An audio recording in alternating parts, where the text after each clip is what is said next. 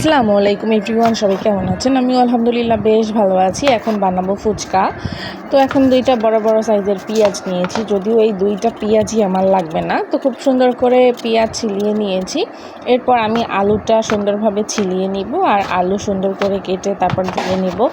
আলু আমি বেশ কিছু নিয়েছি কিন্তু স্কিপ করেছি, দেখাইনি। এই যে দেখেন, এখন আলুগুলো কাটাকাটি শেষ। এখন ধোয়াধুয়ি করার পালা। আর এখানে পেঁয়াজগুলো ধুয়ে তারপর হচ্ছে গিয়ে আমি সুন্দরভাবে কুচিয়ে নিচ্ছি। তো যাই হোক, আপনারা কারা কারা ফুচকা খেতে পছন্দ করেন প্লিজ কমেন্ট বক্সে জানাতে ভুলবেন না। আমি কিন্তু অনেক ফুচকা খেতে পছন্দ করি, তাই আমার বাসায় ম্যাক্সিমাম টাইমই এরকমের কেনা ইনটেক প্যাকেট থাকে।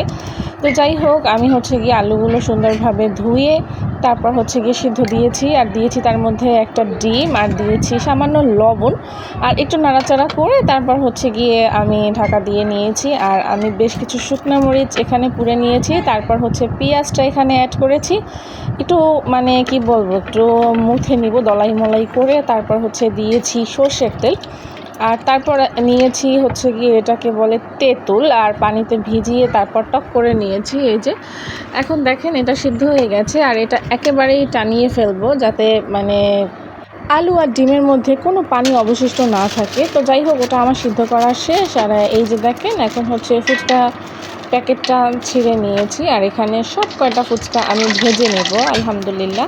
তো এই যে দেখেন, আমি আস্তে আস্তে অল্প অল্প করে ফুচকা নিয়েছি, আর এই যে দেখেন আমি ভেজে নিচ্ছি। আমি অল্প অল্প করে সবগুলো ফুচকা আস্তে আস্তে ভেজে নিব। এই যে দেখেন কত সুন্দর বড় বড় হয়েছে গোল গোল। আর এখন এটাকে ম্যাশ করার পালা, যেহেতু অনেক গরম। তো আমি হচ্ছে গিয়ে হাত দিয়ে না করে আমি হচ্ছে গিয়ে ম্যাশার দিয়ে ম্যাশ করেছি। আর ওই যে আমি রেখেছিলাম মানে কি বলবো, এটা পেঁয়াজ আর মরিচের ভর্তা করে রেখেছিলাম, সেইটা আমি আলুর মধ্যে দিয়ে তারপর সুন্দরভাবে ম্যাশ করে নাড়াচাড়া করে নিব, তাহলেই ভর্তা হয়ে যাবে। অলরেডি কিন্তু আমি এর মধ্যে লবণ দিয়েছিলাম যখন সিদ্ধ করেছি আলু তখন। আর এই যে দেখেন, আমার সব জিনিসগুলো এখন হচ্ছে খাওয়া দাওয়ার পালা আলহামদুলিল্লাহ।